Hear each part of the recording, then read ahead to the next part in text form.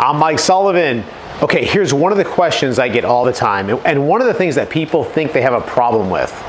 For right-handed golfers, they say, hey, I keep bending my left arm, or I keep bending my lead arm. Is that a problem?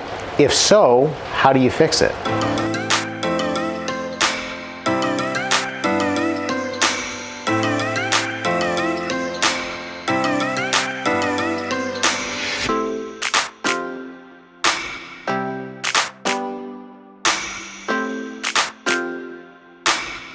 Okay, this comes up quite often, and what's coming up is I get the question of, or people tell me they've got a problem with they're bending their lead arm, or for a right-handed golfer, they're bending their left arm.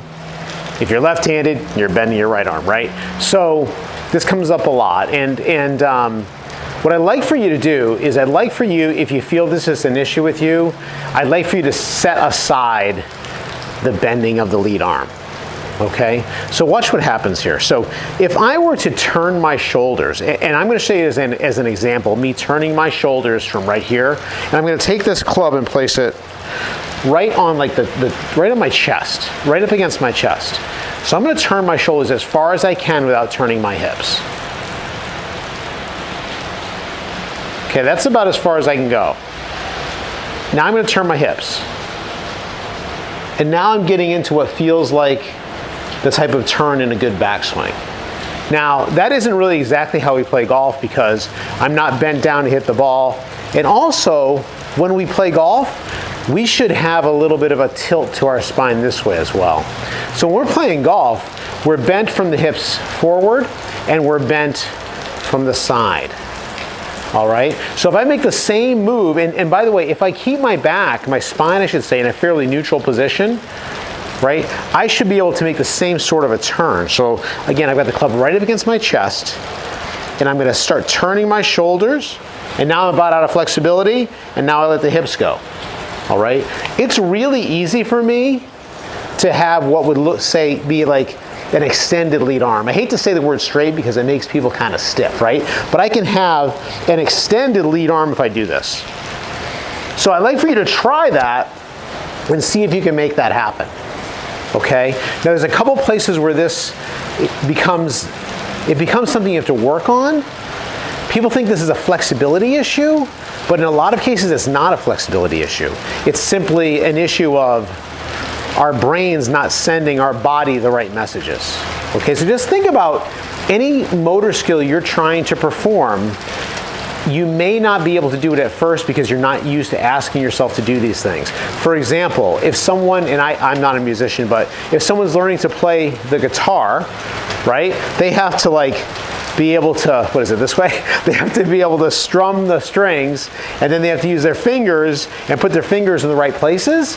But it takes a while to learn how to reach and to do that. And it's not that the person has inflexible fingers, it's that they just haven't really practiced sending the message there. So the problem that people have is they go straight to, oh, I'm not flexible enough to turn my shoulders, so I have to bend my lead arm. If they even understand that it's a turning issue, it's not really a flexibility issue. So one is just, and put some time in, get yourself in front of the mirror, start this way. Just a little tilt like this, looking in the mirror. You can just kind of focus on your head, make sure your head doesn't move around a whole lot, and just try to turn your shoulders and then your hips. And I bet you can do this more than you probably think you can.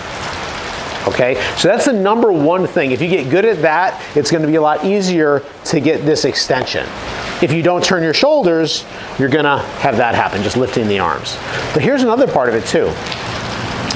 By us starting our backswing by using our shoulders, so I'm making, you may have heard of the term, a one-piece takeaway, right? So when I make that one-piece takeaway, what happens is from this angle, we tend to see our arms hanging more straight down from our shoulders and kind of staying under our shoulders as we go back, instead of getting the club coming this way.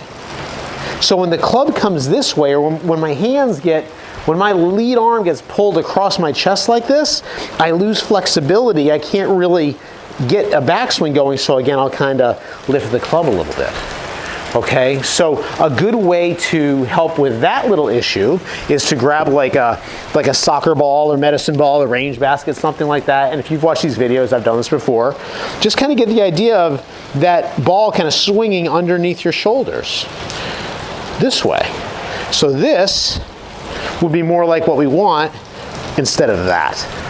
All right, and practice those things. Then after a while, and it's going to take a while, because if you put a club in your hand immediately, you know, just think, like, your brain is going to make your hands control the club, and you may be thinking, oh, I'm just going to get up here and give it one of those, but it may end up being, you know, somewhere in between.